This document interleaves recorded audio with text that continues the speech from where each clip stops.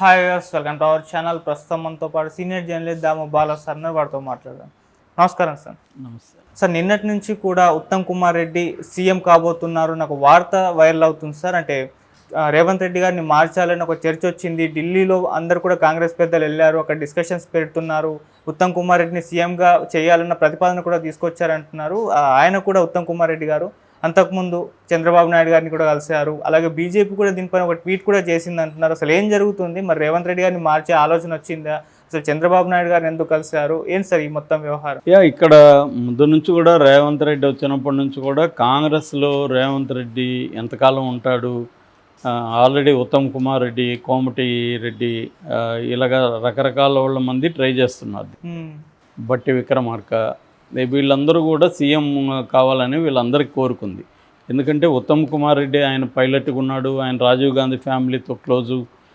దాని తర్వాత ఆయన 5 సార్లు ఎమ్మెల్యేగా గెలిచాడు. పిసిసి ప్రెసిడెంట్గా 2015 నుంచి 21 వరకు ఆయన పిసిసి ప్రెసిడెంట్గా ఉన్నాడు. కాబట్టి ఉత్తమ్ కుమార్ రెడ్డి కూడా కాంగ్రెస్ను అధికారంలోకి తీసుకురావడంలో కృషి చేశాడనేది చాలామంది చెప్పేది. కాకపోతే అప్పుడు ఉత్తమ్ కుమార్ రెడ్డి మీద విమర్శలు ఏంటంటే కేసీఆర్కి కొంత ప్రోగా పనిచేశాడు అన్న ఇది కూడా ఉన్నాయి, అంటే కోవట్లాగా పనిచేశాడు అన్న విమర్శలు కూడా ఉత్తమ్ కుమార్ రెడ్డి ఉన్నాయి.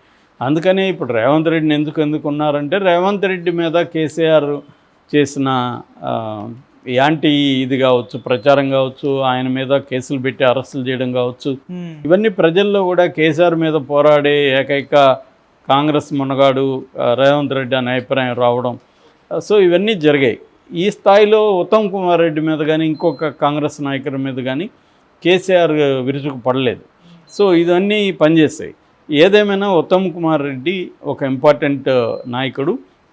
అయితే ఇప్పుడు రేవంత్ రెడ్డి మీద కొన్ని మెల్లమెల్లగా వీళ్ళు కుట్ర పన్నుతున్నారు అని ఒక వార్తలు వస్తున్నాయి. ఇందులో ఉత్తమ్ కుమార్ రెడ్డి చాలా ముందున్నాడు. ఉత్తమ్ కుమార్ రెడ్డి రేవంత్ రెడ్డికి యాంటీగా మళ్ళీ బీఆర్ఎస్తో చేరి కొన్ని కుట్రలు పన్నుతున్నారు. ఈ మధ్యకాలంలో కౌశిక్ రెడ్డి, తర్వాత అరికపూడి గాంధీ, ఆయన పిఏసి పబ్లిక్ అకౌంట్స్ కమిటీకి చైర్మన్ అయ్యాడు. సో ఆయన్ని నియమించింది కాంగ్రెస్, ఎందుకంటే ఈయన కాంగ్రెస్ కండు కప్పుకున్నాడు కాబట్టి. అయితే హైకోర్టు పార్టీ ఫిరాయింపులకు సంబంధించి సీరియస్గా అయింది. స్పీకర్కి 4 వారాలు టైం ఇచ్చింది. మీ పార్టీలో చేరిన 10 మంది బీఆర్ఎస్ ఎమ్మెల్యేల మీద చర్య తీసుకోకపోతే మేము సుమోటోగా చర్య తీసుకుంటామని చెప్పింది. అందువల్ల ఇప్పుడు మామూలుగా అయితే పబ్లిక్ అకౌంట్స్ కమిటీ చైర్మన్గా ప్రతిపక్షాలకు సంబంధించిన నాయకులను పెట్టడం అనేది ఆనవాయితీ. సో ఇప్పుడు దాన్ని కాంగ్రెస్ బ్రేక్ చేసింది. అయితే బ్రేక్ చేసినట్టు ఉండకుండా టెక్నికల్గా ఏమి చేసిందంటే మేము కాంగ్రెస్ పార్టీలోకి చేర్చుకోలేదు, అతను బీఆర్ఎస్ తోడే అని చెప్పింది. సో బీఆర్ఎస్ అయితే మీ ఇంటి మీద బీఆర్ఎస్ జెండా ఉండాలి కదా, నేను వచ్చి ఎగరేస్తానని పాడి కౌశిక్ అనౌన్స్ చేశాడు. సో ఈ పాడి కౌశిక్ వెనక ఉత్తమ్ కుమార్ రెడ్డి ఉన్నాడు అనేది ఇప్పుడు ఒక వార్త. ఎందుకంటే ఉత్తమ్ కుమార్ రెడ్డి పాడి కౌశిక్ బంధువు అని చెప్తున్నారు. అందుకని బీజేపీ కూడా ఇప్పటి వరకు ఈ ఘర్షణలో బీజేపీ ఎంటర్ కాల.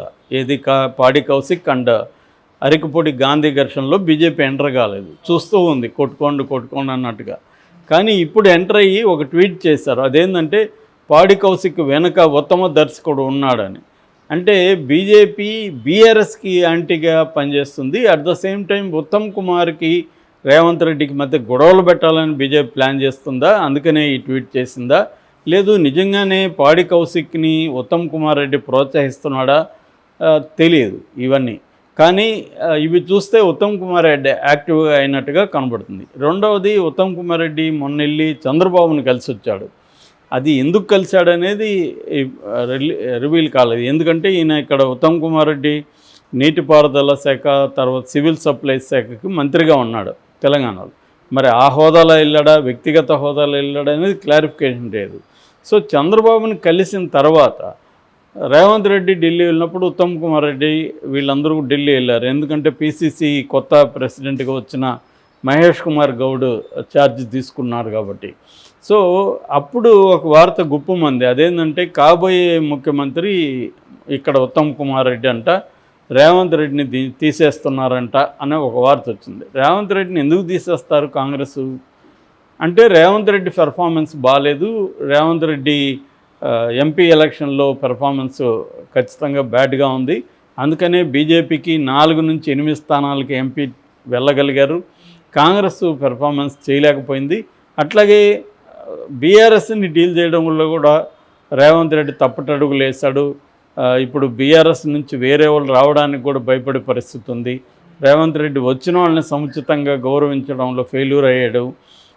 అట్లాగే కాంగ్రెస్ పార్టీలో మిగతా వాళ్ళని కలుపుకోకపోవడంలో కూడా బిగినింగ్లో ఉన్నంతగా రేవంత్ రెడ్డి మెల్లమెల్లగా వాళ్ళని పక్కన పెట్టడం అనేది ఉంది. అట్లాగే అవినీతి ఆరోపణలు కూడా పెద్ద ఎత్తున రేవంత్ రెడ్డి మీద వచ్చాయి. వాళ్ళ ఫ్యామిలీ వాళ్ళందరూ కలిసి పెద్ద ఎత్తున అవినీతి చేస్తున్నారనేది వచ్చాయి. ఇంకొక విషయం ఏంటంటే రేవంత్ రెడ్డి హైదరాబాద్లో హైడ్రాని పెట్టడం అనేది పెట్టి దాని కాంగ్రెస్ పల్లంరాజు లాంటి సీనియర్ కాంగ్రెస్ నాయకుల ఫ్యామిలీ మెంబర్స్ చెందిన బిల్డింగ్లను కూడా కూలగొట్టడం, ఇంకా నేను కూలగొడతానని చెప్పడం, ఇది కూడా ప్రెజర్ క్రియేట్ చేసిందని చెప్తున్నారు. సో ఈ ప్రెజర్స్లో చంద్రబాబు కూడా ఉత్తమ్ కుమార్ రెడ్డి వైపు మొగ్గాడనే వార్త కూడా ఒకటి వస్తుంది. ఎందుకంటే చంద్రబాబుకి ఇబ్బంది కలిగే విధంగా కూడా రేవంత్ రెడ్డి ఈ మధ్య మాట్లాడుతున్నాడు. మొన్న వరదలప్పుడు కూడా మీరు ఖమ్మం పక్కనున్న కృష్ణా జిల్లా చూడండి, ఎవరు బాగా చేశారో మీరే చెప్పండి అన్నట్టుగా ఆయన మీడియాలో మాట్లాడారు. ఇది చంద్రబాబుకి ఇబ్బంది. ఆల్రెడీ చంద్రబాబు బాగా చేయలేదని జగన్ అక్కడ మాట్లాడుతుంటే రేవంత్ రెడ్డి కూడా ఇదే మాట చెప్తే వైసీపీ వాళ్ళు దాన్ని ఉపయోగించుకోకుండా ఉంటారా? వాళ్ళు బ్రహ్మాండంగా రేవంత్ రెడ్డి వీడియోను ఉపయోగించుకున్నారు. దీనివల్ల అక్కడ చంద్రబాబు ఇమేజ్కి ఇబ్బంది కలిగింది. సో ఇది రేవంత్ రెడ్డి ఎందుకు చేశాడు? కావాలనే చేశాడా, లేకపోతే కంపేర్ చేయాల్సిన అవసరం ఉందా? చంద్రబాబు కానీ అక్కడున్న మంత్రులు కానీ ఎవరు కంపేర్ చేయలేదు. ఇక్కడ ఎందుకు కంపేర్ చేశాడు, రేవంత్ రెడ్డి ఎందుకు చేశాడు అన్న ఇది కూడా ఉంది. సో అట్లాగే ఇక్కడ తెలుగుదేశం బలపడనీయకుండా కూడా రేవంత్ రెడ్డి స్కెచ్ చేస్తున్నాడు. ఎందుకంటే తెలుగుదేశం బలపడితే అనవసరమైన తలనొప్పి తనకు, రేపొద్దున తెలుగుదేశం బీజేపీతో కలిసే అవకాశం ఉంది తప్ప తనకి హెల్ప్ చేసే అవకాశం లేదు. గతంలో అయితే హెల్ప్ చేశారు కానీ, ఎందుకంటే రాజకీయాలు ఎప్పటికప్పుడు మారిపోతూ ఉంటాయి. ఇప్పుడు నెక్స్ట్ బీజేపీతో టైప్ తెలుగుదేశం పెట్టుకుంటే ఆ మేరకి రేవంత్ రెడ్డికి ఇబ్బంది. సో అందుకని రేవంత్ రెడ్డి తెలుగుదేశాన్ని రానియకుండా చూసుకోవాలనే ప్లాన్ ఉంది. రెండోది, తెలుగుదేశానికి వస్తే బీఆర్ఎస్ కూడా బలపడే అవకాశం ఉంది. ఎందుకంటే చంద్రబాబు తెలంగాణకు వస్తే మళ్ళీ ఆంధ్రుల దీనికి వెళ్ళిపోతుంది, చంద్రబాబుకి రేవంత్ రెడ్డి హెల్ప్ చేస్తున్నాడు అని బీఆర్ఎస్ ఒక నెరేటివ్ని తీసుకెళ్తుంది. అందుకనే మన కేసీఆర్ వెయిట్ చేస్తున్నాడు, చంద్రబాబు రావాలని కోరుకుంటున్నాడు, తెలంగాణకి వస్తే మళ్ళీ చంద్రబాబుని ఉపయోగించుకొని 2018లో ఎట్లాగైతే చంద్రబాబు బూచిని చూపించి తాను గెలిచాడో మళ్ళీ చంద్రబాబును ఉపయోగించుకుందాం అనేది కేసీఆర్ ప్లాన్. సో ఈ కాంటెక్స్ట్లో రేవంత్ రెడ్డిని మారిస్తే కొంత బెటర్గా ఉంటుంది అనేది కాంగ్రెస్ అనుకునింది అనేది ఒక వెర్షన్. ఎందుకంటే కర్ణాటకలో కూడా సిద్ధరామయ్యని తీసేయాలన్న ఆలోచనలో వాళ్ళు కుంభకోణాలు స్టార్ట్ అయినాయి కాబట్టి ఆలోచనలు ఉన్నారు. సో ఇక్కడ కూడా ఇది చేయాలని, ఇటు చంద్రబాబు కూడా తనకు కాంగ్రెస్లో ఉన్న పలుకుబడి రీత్యా రేవంత్ రెడ్డిని తప్పించాలని చంద్రబాబు కూడా అనుకుంటున్నాడన్న వెర్షన్ బయటకు వచ్చింది.